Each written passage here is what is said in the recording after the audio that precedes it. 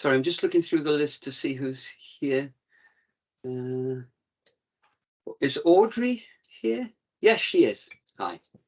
Right, and David. Oh, all sorts of people joining. Very good. Welcome, everybody. Can we begin with item 1 on the agenda, which is a membership update, Bruce?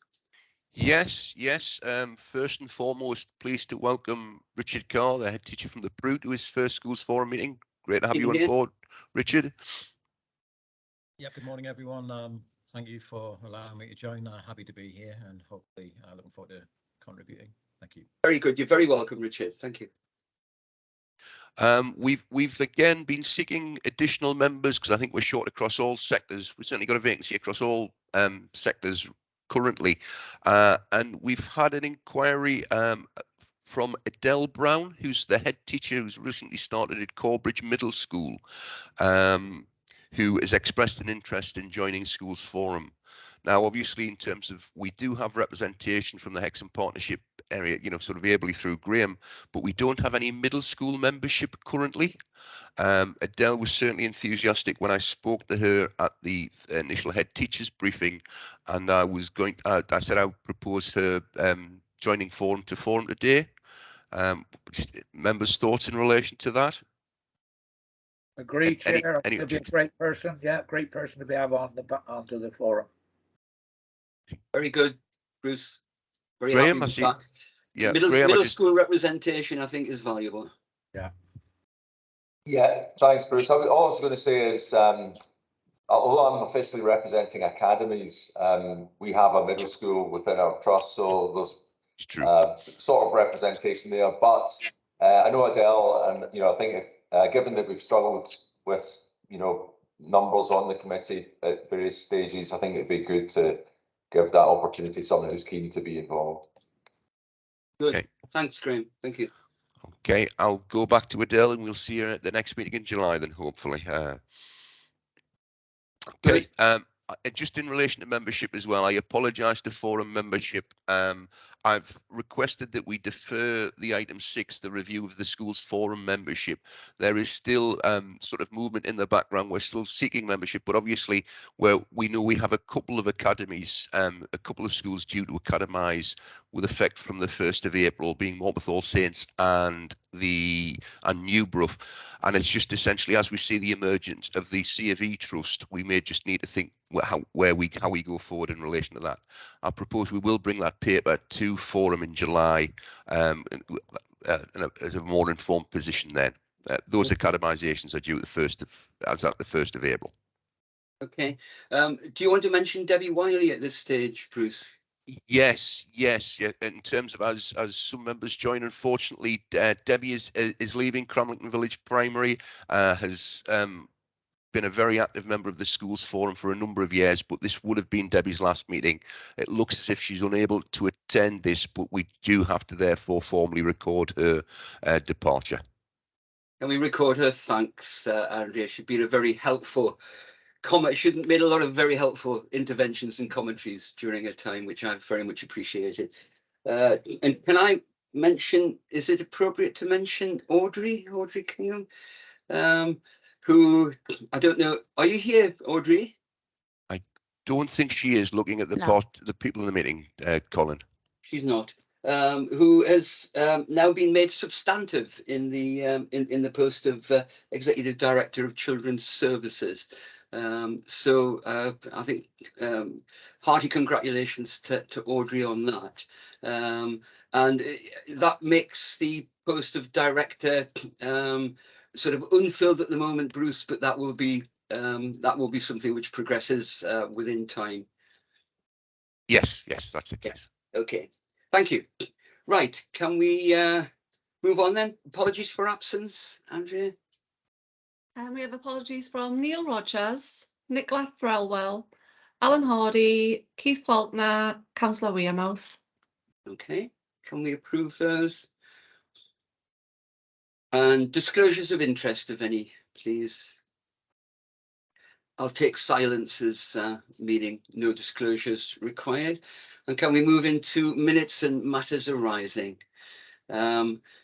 Can we take matters arising and accuracy at the same time over page 1?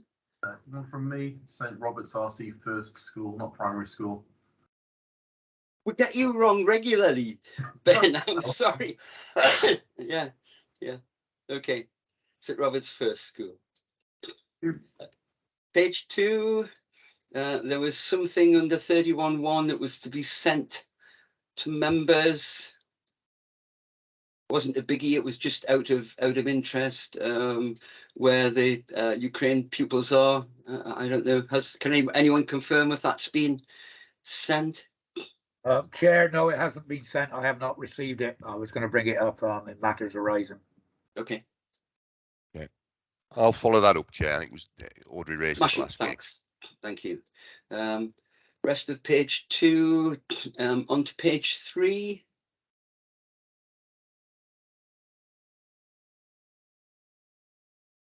Okay, and we're now on to page 4, which everything beyond here is pretty much subsumed, I think, by the main paper today.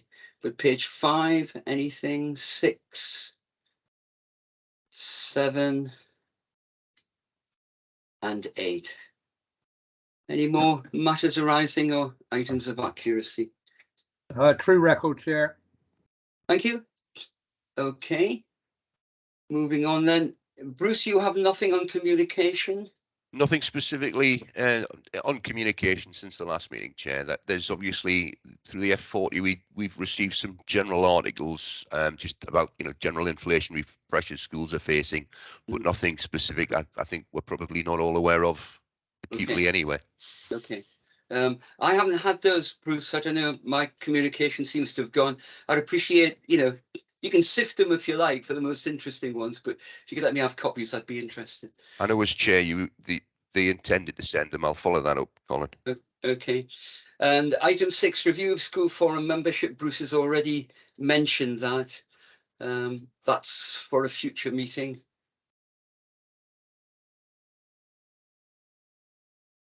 Bruce? Yes, we'll bring that good. totally, and I think it'll probably fit in either the July or September sort of regular sort of reports more easily anyway. Sorry, Bruce, I'm never happy unless I hear you say yes. Then I'm comfortable. Okay, 7. This is the meat of today's meeting, setting the 23-24 DSG. Bruce, can I hand over to you? Yeah, and again, apologies to members for the late circulation of this report. It's a narrow window between the January and February meetings for the sort of production of the final budget and final sort of formula values. We were working to the bell in respect of waiting for an ESFA response in relation to it, but I'll take you through I'm conscious, given the report was only shared yesterday afternoon, I'll share the report on screen and we'll just work through it like that in case any members haven't yet had the chance to read it.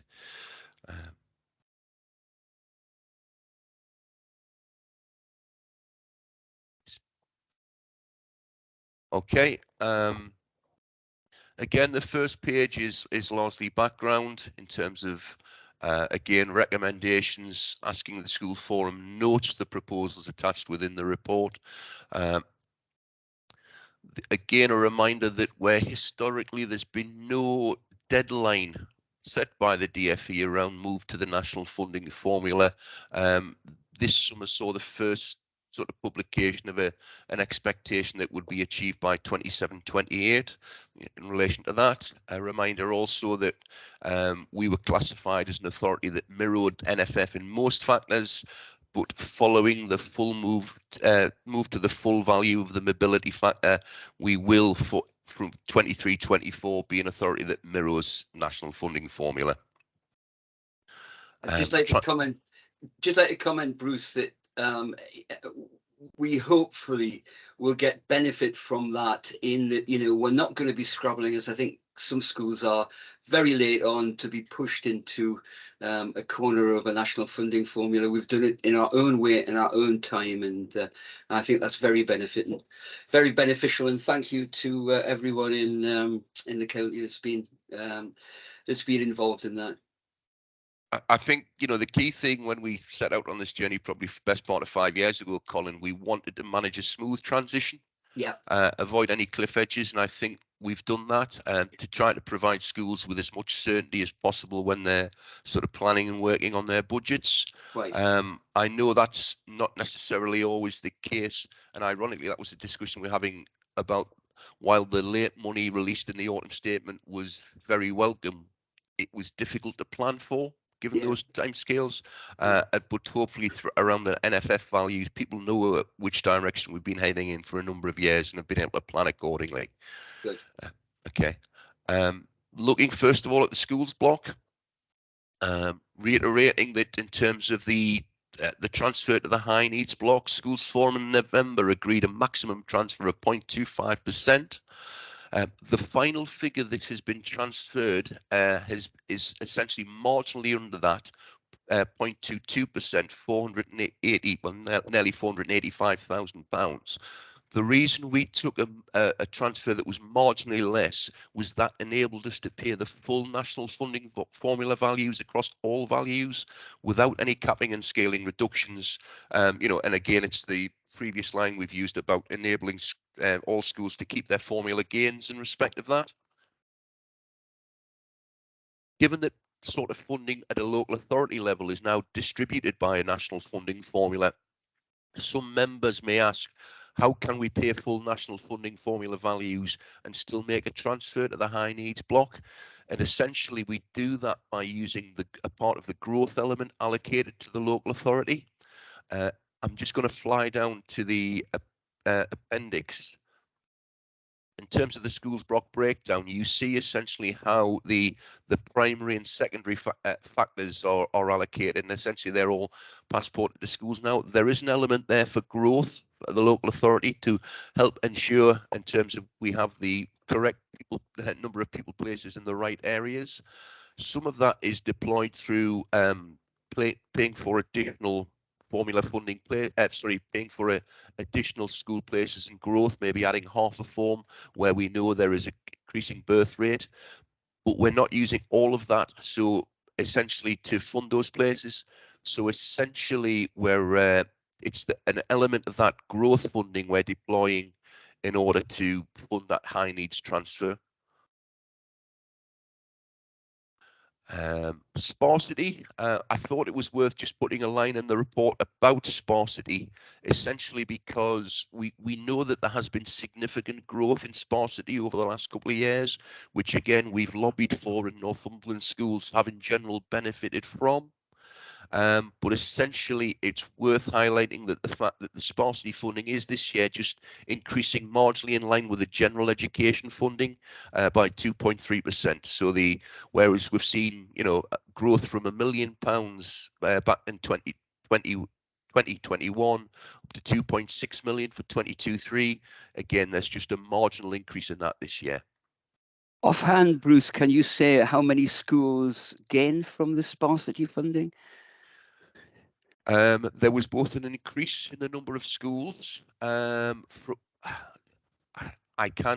just going to come back to you, Colin. Okay. Okay. And I can work that one out fairly easily. I think there's approximately 60. Is a guesstimate.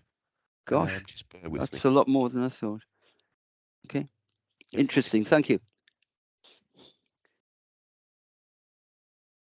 55. Sorry, I've marginally overestimated. Yeah. Okay. Yeah. Again, and that, you know, that can be as much as, you know, £55,000 more, which is a significant amount to a small primary school. Yeah. Yeah. Yeah. Okay. Thank you. No problem. Coming back to the report again. As outlined previously, one thing which I know has caused some discussions locally and with the wider regional colleagues is the move to the NNDR. Northumberland is a direct billing authority. Andrea, there's apparently somebody waiting. Excellent, thank you.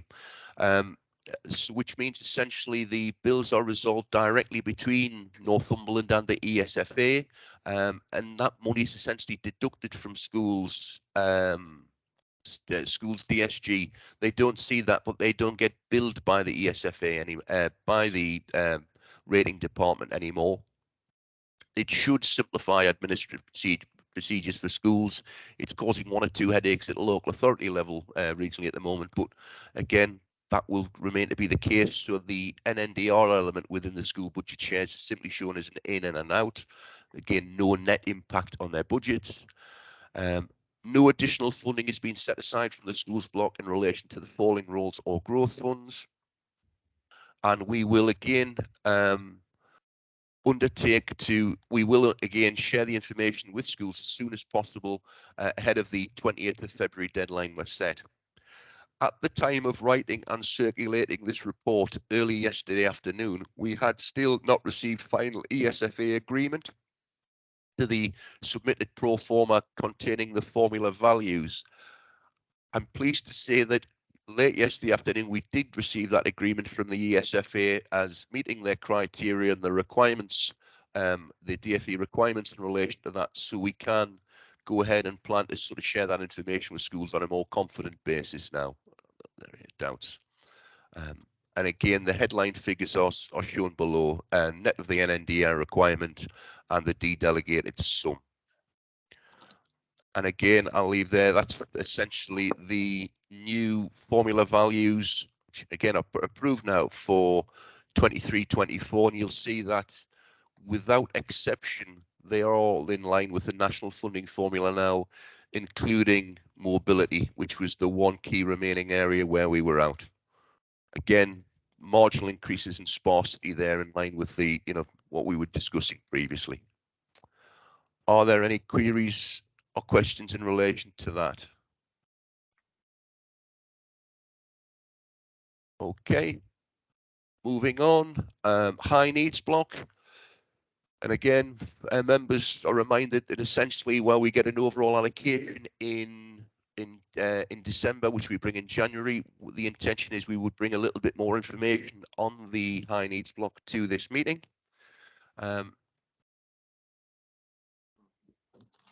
Get an overall allocation of just over £51 million, but there's some direct deductions by the ESFA in respect of directly funded places in the establishments listed above. We've also got that agreed transfer of just under £485,000. There is a link in the report there to the high needs funding operational guide for 23-24 if anybody is interested in further details in relation to that. We've had a number of meetings in terms of departmental management and Abby over the last few weeks looking at the high needs budget, and work is ongoing on it. But I think it's important to understand how the budget is being funded, and B, understand what that means going forward. It's only been possible at this point to produce a balanced budget for 23-24 through the use of the transfer from the schools block and use of the estimated year-end balances as at March 23 to be carried forward into 23-24 to make up essentially the budget we're setting for the forthcoming year starting in April. That figure is obviously in excess of the £48 million that we receive in direct grant after deductions. That clearly sets us some challenges, not just for this year, for 23-24, but for following years as well. I spoke briefly to Graham before the meeting. I think we will be looking to put some high needs meetings in before the next meeting in July because of the pressures arising. And in a nutshell, if it helps for members in terms of the pressures arising, we reported to the last meeting that essentially we'd received 8% increases in an 8% increase in the high needs block grant. And that includes the additional funding from the autumn statement, which again, on the face of it, sounds to be a good settlement. However, when our number of education and healthcare plans are increasing by 10% year on year, and generally speaking, all of those will require additional resources. And we're looking at inflationary pressures running at double digits during there for current plans, you can see where the reduction in our high needs balances is arising from and the pressures arising for the next budget. So important to highlight that to Schools Forum members at this point. I'll just fly down to the budget we're setting for high needs. Page. Again, we see the income and income elements at the top, as outlined in the report. The budgets, including additional and required growth in relation to SEN top-up funding, both within mainstream schools and within special schools for the additional special schools places we're placing pupils in at the moment, and still additional numbers in independent special schools. There is, in order to balance the budget for next year, there's an overall savings requirement of £111,000. We do think that will be achievable. It will be a challenge in the greater scheme of things when we're talking about increasing in plan numbers and then inflationary pressures as well. But as things stand, that would be achievable. But it's important that I think what I wanted to demonstrate by putting that in, there was, I think, an element of surprise through some Schools Forum members when we sought a deduction even at 0.25% in November, but it's felt to be, very necessary given the high needs pressures we're facing. Again, pause for any comments or questions at that point. Just to emphasise, Bruce, as we discussed earlier, Northumberland is not an outlier here. This is a national issue. No, that's correct. And again, I think there's a number of DCSs would gladly take our position. There's a couple of hands up there, Colin. Graham Atkins. Thanks, Colin. Thanks, Bruce, for raising that, because I think that is a serious issue for us as a forum. We know over the years we have discussed the transfer of monies from the schools block, and it has raised, but had come down in recent years. There was a really interesting report that was published. I'm not sure who the author was, but it was kind of projecting ahead what the circumstances are around EHCPs and a kind of developing need around SEMH and autism. And it was kind of linked to some capital investment around provision to try and cater for that developing need. But I think that's a really worthwhile paper, I think, for us to engage with, because it sets out in a bit of detail just how the landscape is changing.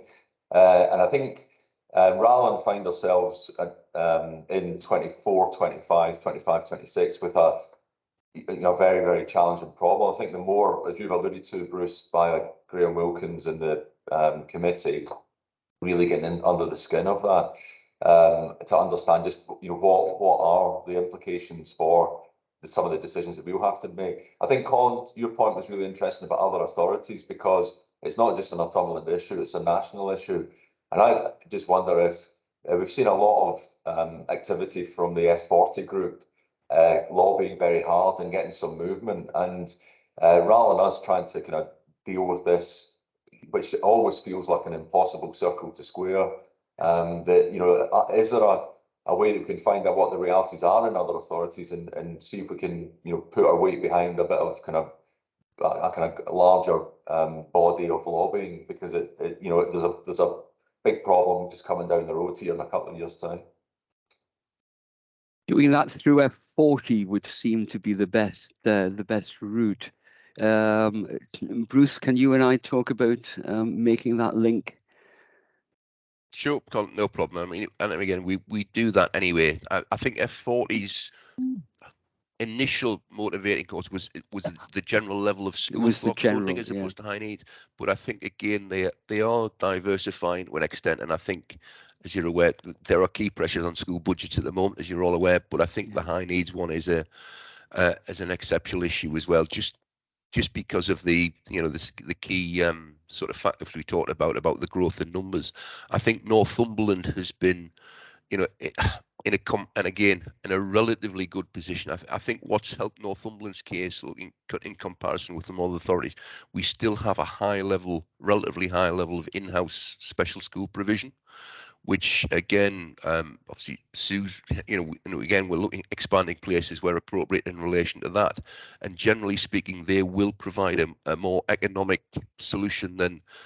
And the idea about using independent sector provision, it was all essentially meant to be the far end of the, again, I use the term SEN spectrum, where you're looking for solutions for low incidence, high cost cases on a regional basis. But I think a number of local authorities, including those in a worse financial position, perhaps don't have the same amount of in-house special school places that we do. Graham, I'll come back to you if you want to, but a couple of other people got their hands up. David Street. Hi, just wanted to make a comment. I think Schools Forum and the Formula Funding Committee and others who've been involved in working with the high needs block over the last 5 to 6 years have done a tremendous job, actually. 5 or 6 years ago, things were looking particularly bleak, and I think there were overspend sort of across the board in terms of the money coming in and the expenditure that was going out. A lot of schools have done a lot of great work as well in terms of building on their efficiencies and so on in this area, which is by no means an easy feat. And so we did get to a position, 18 months ago, where we actually started to build up a little bit of a balance, which was ring fenced to the high needs block, which was great to carry forwards. But as Bruce has noted there, that balance that we had is underpinning the budget for this year, and next year's budget does look to have a small hole in it. In comparison to the rest of the country, though, my other pointer is the fact I think there are currently 56 local authorities who are having their high needs block overseen, shall we say, directly by DFE. Gosh. And the reason for that is because they're multi-million pounds overspent, and their in-year going forwards continues to be multi-million pounds overspent. And unfortunately, even for us, with our backdrop of 10 to 15% growth in need every year, they're looking at the similar sort of growth in demand, but actually being directed to make cuts in their services and in the probably the values of their top-ups and so on and so forth, which is massively challenging for them. We've got challenges coming. Compared to a lot of the rest of the country, it's not quite as bad as them, but I think that is due to the prudence of everyone in Northumberland to this date to get us to the position we're in. But we are going to have to look at it very, very carefully. Thanks, David. Graham Wilkins. Yes, thank you, Chair. Just looking at Northumberland's number compared with other local authorities, as some of you know, I do a lot of school appeals, chair school appeal. A lot of them in Gateshead, South Tyneside, North Tyneside, in areas of high deprivation, educational care plans were very high. But over the last couple of years, it seemed to be going right across the board. I mean, I was doing a school in the Whitburn area of South Tyneside, and theirs compared with 2 years ago is much higher now. So there is a very big increase in educational care plans across other authorities, not only in Northumberland. Going back to Graham Atkins, anything you want to add, Graham? No, I think that was kind of well explained by Graham, Bruce and David there, just that, our context. I think it's worth saying that within schools, whilst, and David has alluded to this point, there's a lot of hard work to make sure that the books balance for the high needs budget overall. But actually within schools, there's like a stark sense of there's not enough funding to meet the needs as things are, and we're kind of making do as best we can. But there's a big problem here which is getting worse without an obvious solution to it. And it's about time I think we started crying foul a bit more strongly nationally. And if there are other authorities in a worse position than us, then maybe that can add weight to the voice. But we're, as I said, we're trying to square a circle here, which is becoming increasingly problematic. Sounds, Bruce, as if we need an F-55 as well as an F-40. But Sue, you have your hand up. Yes, thanks, Colin. I was just going to, let Forum know as well that this is very high on elected members' agenda. So much so I've been presented a report around our Send Place planning strategy that they've set up their own working group, a little bit like they did when we were looking at exclusions. So again, there might be the opportunity for perhaps some Forum members to join that group. So we'll explore that outside of this meeting. But just to say, politically, it's high up the agenda as well, because we all know there's more children coming. And no funding to support those places currently. So like you say, Graham, getting ahead of the curve, knowing what's coming for us in Northumberland and being proactive about it, I think is absolutely the right thing to do, particularly, when we've got political backing as well. Thanks. Yeah, it's good to know that elected members are conscious of that. Graham, the paper that you mentioned, who was the author? But I wonder if Sue knows that. It came out about maybe 4 to 6 months ago, and it was talking really about capital investment plans to cater for the need. No, Graham, I don't remember. Yeah, I'll have a dig though through the wider group that we're members of and see what it was. I'd be interested to see that as well, as I'm sure Graham Wilkins was, and anyone else, if they could let Sue know if they're interested. Thanks, Graham. And back to David. Just to say, in terms of folk sort of looking at this to look for some better solutions or possible solutions, the ADCS group, so that's the 13 Northeast regional authorities working together, having a reviewed look at their send provision collectively. We've got some direct meetings in the diary with Durham in particular, who are very similar to us, I suppose, in many ways in terms of some of the additional challenges around rurality, and well, actually, some of those meetings will be at the forefront, because actually some of the work that Forum have done around notional funding, some of the work that's going on with officers and schools about putting together group applications for funding as opposed to individual applications, our use of Band 8 and Band G as well, in order to encourage and support schools in delivering for very high needs learners within county. Some of those practices to date actually are really high levels of practice and are supporting schools, but at the same time we are in the middle of a sort of a monsoon of demand, and so some steps forwards, but we are working collectively as a region to see and share best practice, and some of that no doubt will come to Forum. Okay, thank you. Graham Wilkins and Sue, I would encourage you, I'm sure you will anyway, to communicate so that there's a link between whatever the elected members are working on and the high needs subcommittee. Yes, I'm Chair. I mean, well, this working with our politicians, I would like to be on, obviously in on that group if possible. Sue, if that's going to be arranged.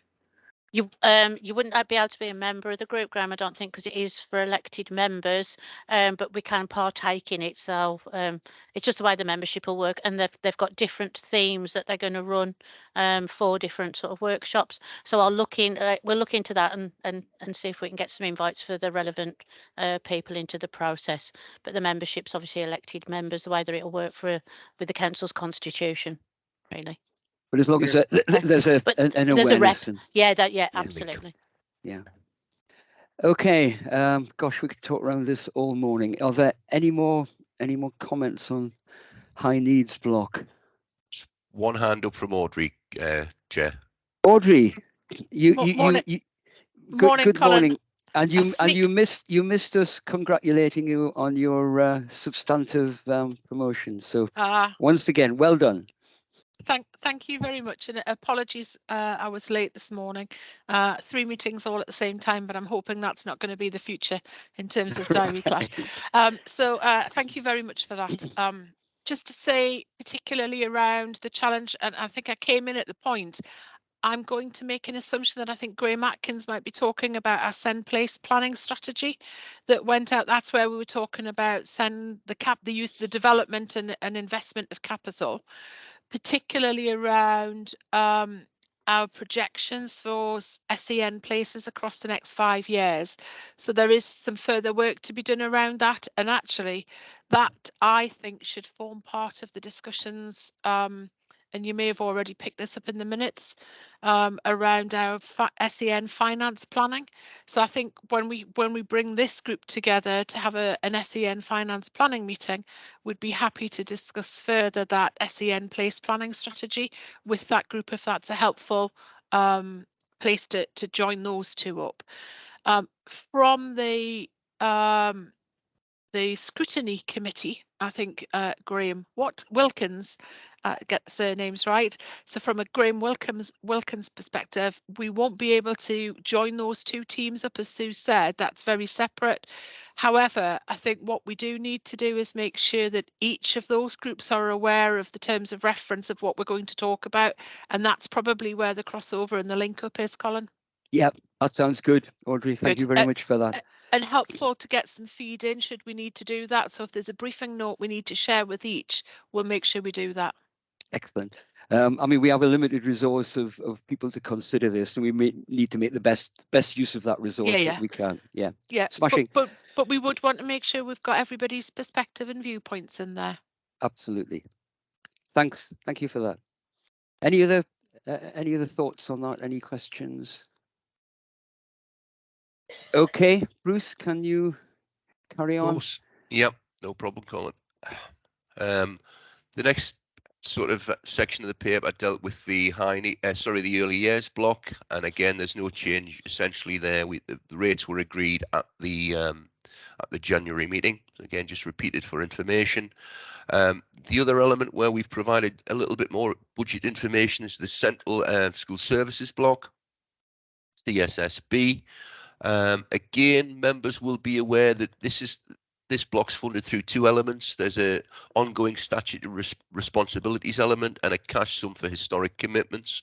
We've reported previously the unwinding of the historic commitments side, which is being reduced 20% year on year. We have seen that.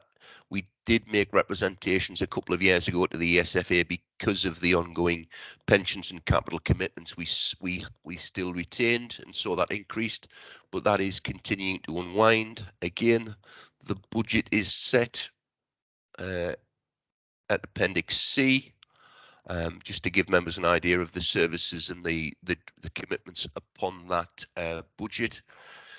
Again, on an ongoing basis, we anticipate the need to draw some reserve down in relation to the Central School Services block this year, £22,000, and also in relation to next year too.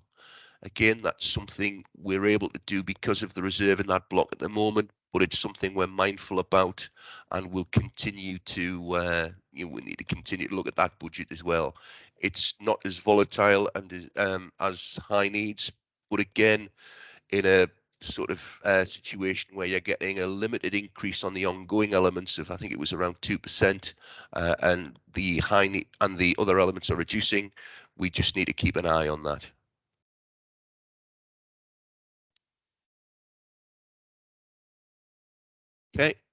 Okay. Is that all from you, Bruce? Can I invite any further questions, comments? Yeah, we've repeated that appendix again, show how it all fits together. And yes, that's it from me, Colin. Okay. Any further questions for Bruce?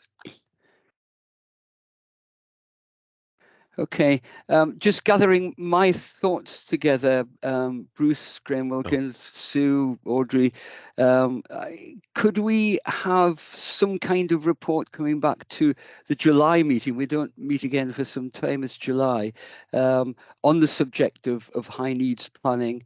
Doesn't need to be formal, but if we could just have some general idea of how things have progressed. And what sort of steps you're looking at for the future. I think that would be very much welcomed by members. How do you feel about that? You got a wry smile on your face, Sue, are you? Grimes just sent me the document that he was talking about, and it's the one that Martine and me have written about our strategy in Northumberland. Oh, So right, I'm really okay. pleased he thought it was good. So that's why I'm smiling. Just I'm emailing Graham back. So I'm worried that you forgot about it, mind you. She's got such a big list of papers under her control. Yeah. Oh yeah, yeah. Well, I would certainly be interested to see that, Sue. Thank you. So, are you okay about bringing something back between you to the July meeting? Yeah, Colin, I think that's fine from my perspective. You know, it would be fair to say, and I think guys on the call, we've really tried to keep this and put it front and centre in front of elected members, because It you know, sounds like it, yeah. SEN and high needs budget in particular is it's a pretty volatile challenge across the nationally, so it's not a Northumberland issue. We have done exceptionally well for a number of years, and it is likely to become challenging in the future. So really keeping that on everybody's radar, I think, would be really important. You know, all of our elected members are very aware of this, so we'll be happy to do an update routinely, I think. I'll talk with Bruce and Sue and David and see what the format of that looks like, so that we can be making sure this is really progressive for the members of Forum. That sounds great, Audrey. I'm given that this might be the biggie for the next few years. Having a routine report on that, I think, is a very good idea. Bruce. Just again, particularly just to forewarn this forearmed, we will look to get at least one, if not two, high needs committee meetings in between now and the July meeting. We'll circulate some dates and agree those with Graham as chair, and then come back to members on the call and anybody else on Forum that wants to get involved to set those up on probably using this slot on a couple of Wednesdays between now and the next meeting in July. There was one final point I neglected to mention in relation to the circulation of the schools block information, Chair, if I may. Yes, certainly. The most eagerly anticipated edition of the e-Courier magazine is invariably the one that goes out in the end of February, which has got details of the school budget shares for the forthcoming financial year. We've traditionally used a format which is sort of fits on a page and is a very simple sort of spreadsheet based on the one I've just sort of shared with you. I'm just interested in terms of whether Forum has a particularly strong view, whether we retain that, or the alternative would be we could move to a format that more easily replicates the funding return we need to do. There's more information there. It's a wider. It probably would then need to stretch onto a couple of pages, but it's just whether or not people generally understand their funding formats or have a strong opinion as to either. I've already suggested, given that schools will not have seen the alternative, that perhaps they should see them both together, and let's get a reaction based on that. What do others feel?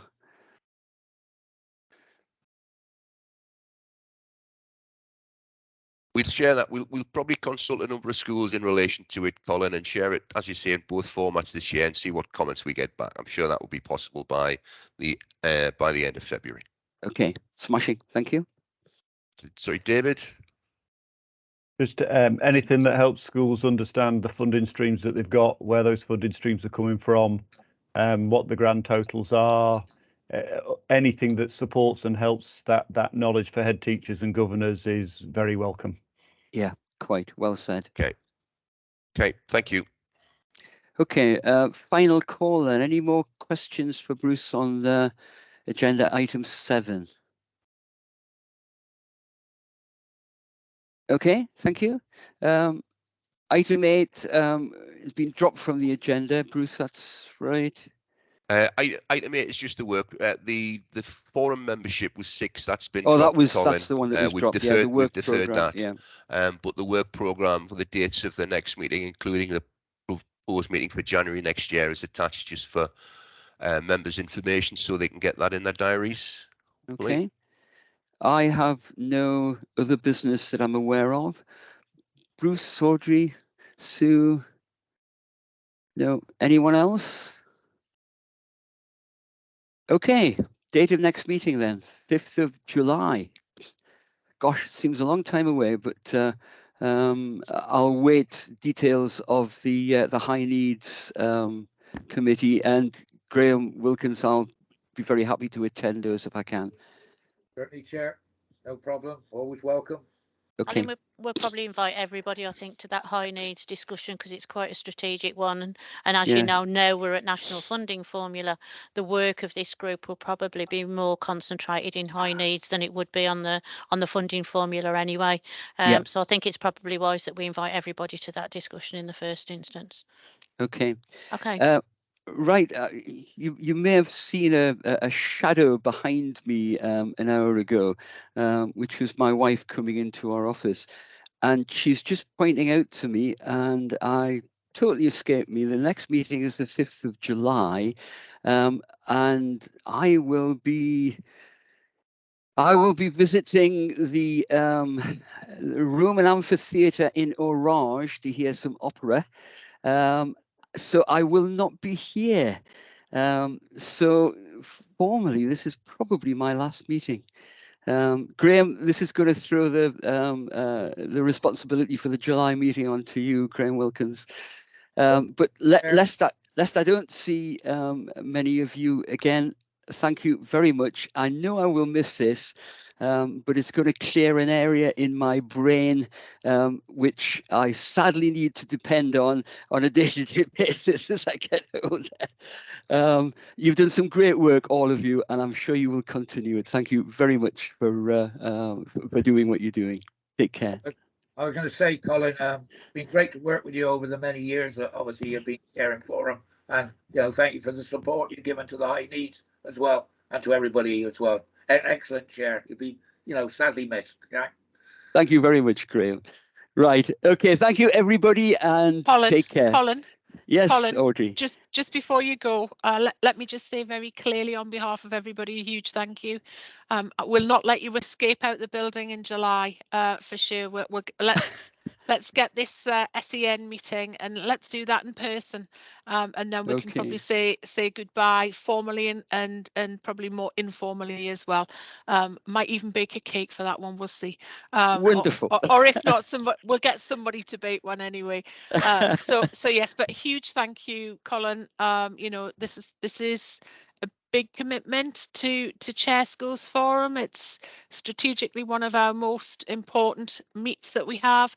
The amount of monies that this committee has a responsibility for are not insignificant. We're going through huge change nationally, and you have helped us to steer our way through that. So just on behalf of everybody, a big thank you from us all. So but we will get to say that in person to you as well.